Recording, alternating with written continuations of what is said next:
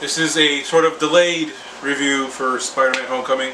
I came out of the theater at like 1 a.m. and I was super tired, and I went to a Magic pre-release. So here's my review. I was really excited to go, first of all, to go see Spider-Man, mainly with with my brother. My expectations weren't really that high, just mainly because of the fact that I was thinking, oh, it couldn't be worse than the last Spider-Man movies, and that other movie that Tobey Maguire did that we can't speak about. So, I mean, it started off really strong. I mean, the fact that you get Scorpion in it, and he's not some. I mean, he kind of was a jobber, but not as much of a jobber as everybody would think. So that's fun. And then, all in all, without giving too much of a spoiler away, the fact that they kind of bypassed the origin story, where you can only see Uncle Ben die so many times before you either have to think, are they really going to do this again, or they're going to take so much time with this. Why? We know his uncle dies. He's super dead. Kill them all, Peter. So that's kind of nice. And they kind of start off with he's already in high school. It's been a couple years after his uncle passed away, and him kind of trying to do regular life with his weirdly attractive aunt, who was played by Marissa Tomei. So Spider-Man, who is played by Tom Holland, kind of has been doing this is after Civil War. So it isn't it's just him doing his starting out. This is him as established as a vigilante crime fighter, but he gets picked up by Tony Stark, and then kind of becomes part of a team. So that's kind of cool. So I mean, it's well paced, it's well written. And also, I kind of was saving this for the end of reason why I don't talk about the big baddie, because Michael Keaton was phenomenal in this. So if you have watched anything he's done recently, where he either plays kind of a dick or kind of a slightly bad guy, he definitely ramps it up, and it was really, really well done.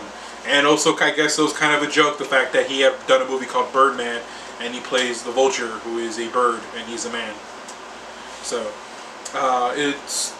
the action is really well. The only issue I have, and it's kind of a spoiler, starting from in about 5 seconds after I say this, till maybe about, I want to say about a minute. So for those who haven't watched it, and even though I don't know why you're watching this review, I'm letting you know now in 5, 4, 3, 2, 1. So, why does Tony Stark come out so many times? He is more involved in this than I thought. Which that was my only problem with it, mainly because it's supposed to be a Spider-Man movie. So, that's kind of the only problem I really have with it. Otherwise, Vulture as a villain was amazing. He was dope. He was just kind of intense, which is one thing you rarely hear from Spider-Man movies. Characters that are having very high intensity, high energy, really clear motivation as to what they're trying to do, as opposed to be hey, Spider-Man, you and me, we could work together and we could rule this planet or some shit. And also no Harry Osborn, which is good, because I'm tired of Harry Osborn in Spider-Man movies. He comes out everywhere. Also, the love interest is a little weird. It's not MJ, it's not Gwen Stacy, it's not Gwen Stacy's broken back. It's sort of a new character. Well, she's sort of not a really new character. She's a really obscure character, love interest he has when he's with the Daily Bugle. It's weird, but I mean, she plays alright. MJ's in this somehow. But the only thing I actually ask in the future is if you get J.K. Simmons back as J. Jonah Jameson, because he was phenomenal. But the long short of it, of this entire experience, is that my expectations weren't high, and they were blown away.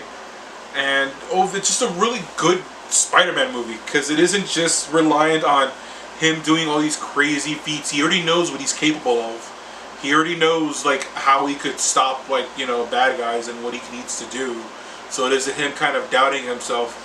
It's more just him finding a way to really prove that he's actually the hero that like Brooklyn needs. Also, which is not really a spoiler, it's pretty much been proven for long enough. My favorite moment of this film was specifically the appearance of Miles Morales, played by Donald Glover, or Childish Gambino, as most of you know. And I was really hyped. I don't know what Marvel plans to do, if they're going to include him in this universe, potentially as like a sidekick Spider-Man, because that'd be pretty nice having multiple Spider peoples running around. Maybe have Gwen Stacy be involved and not be a love interest who dies all the time. And the ending, watch the movie all the way through. The ending, the after credits scenes is exactly what I thought it was going to be, and I was not disappointed. And I'm actually glad that they did this, because they really thought on this one. So out of 5 stars, I give Spider-Man Homecoming a 4.5 because it was really, really good. And this is after a long sleep of me thinking about it. So watch it as soon as you can, especially with people who have doubts about whether a good Spider-Man movie can be made by Marvel. Because I like Garfield. Garfield was pretty good Spider-Man. Maguire will always be the awkward Spider-Man for me, and that's good. But Tom Holland really rocks it. So, this has been, with that being said, this has been Ricardo with a Fans POV, and signing off.